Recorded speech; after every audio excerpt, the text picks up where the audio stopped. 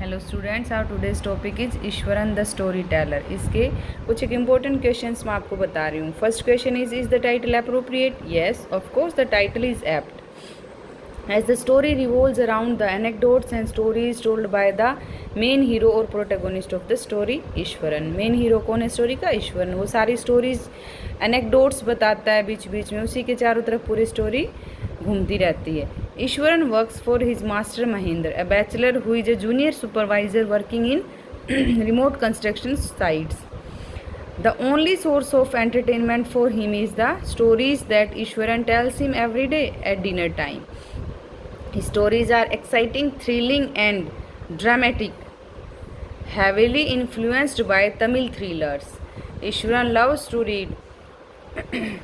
वो सबसे ज़्यादा जो ईश्वरन है वो तमिल जो थ्रिलर स्टोरीज़ हैं उनको पढ़ना उसे पसंद है, और उसके जो भी वो स्टोरी सुनाता है ना उन पर भी उन्हीं का इफ़ेक्ट दिखाई देता है।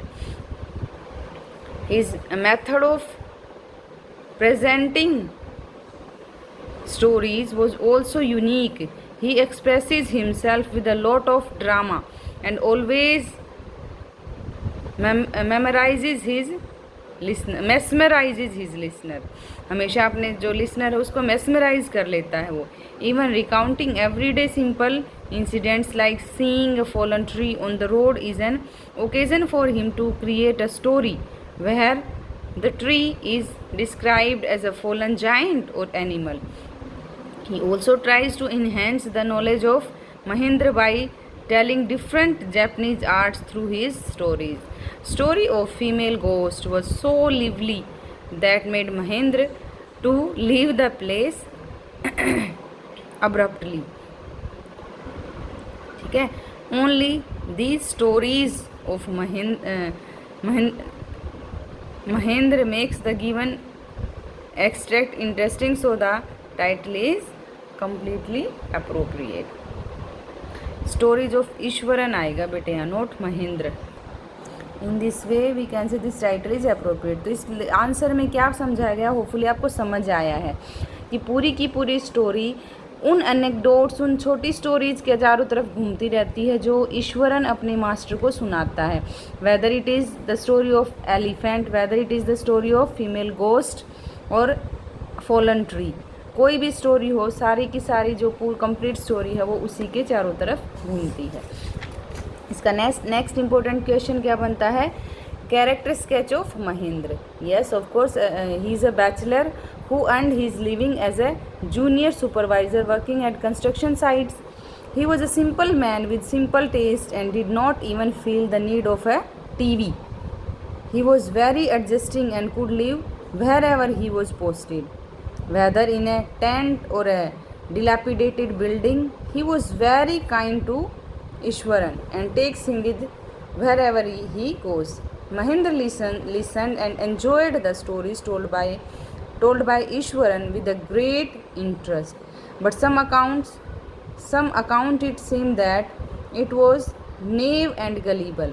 ऐसा लगता कई बार नो सिखिया है और कान का कच्चा भी है, गलीबल है। And believe the stories Eswaran recounted, जैसे कि उसने भूत की स्टोरी सुनाई तो वो थोड़ा डर जाता है और उसी के चक्कर में उस जगह को भी बाद में छोड़ देता है। He was so haunted by the ghost story that at once he decided to leave the place. To conclude, we can say that he is a simple, caring and loving person. आप समझ गए होंगे इसके character sketch में क्या लिखना है आपको। Next is the character sketch of Eswaran. Eswaran, the protagonist of the story, hero of the story, is a very interesting character. He is Mahendra the servant. He is very devoted to him. He is not only a well-trained cook but also a very good storyteller. He is fond of reading, especially Tamil thrills. His nations are also influenced by the thrills. He completes all household chores of Mahendra. He accompanies Mahendra everywhere. Mahendra's life is impossible without Ishwaran. He is an imaginative fellow. His imaginative stories would amuse and comforts Mahendra. उसकी जो stories है ना महेंद्र को खुशी भी देती है, Amuse भी करती हैं और कहीं ना कहीं उसको कंफर्ट भी देती हैं। His stories are full of fiction with little facts.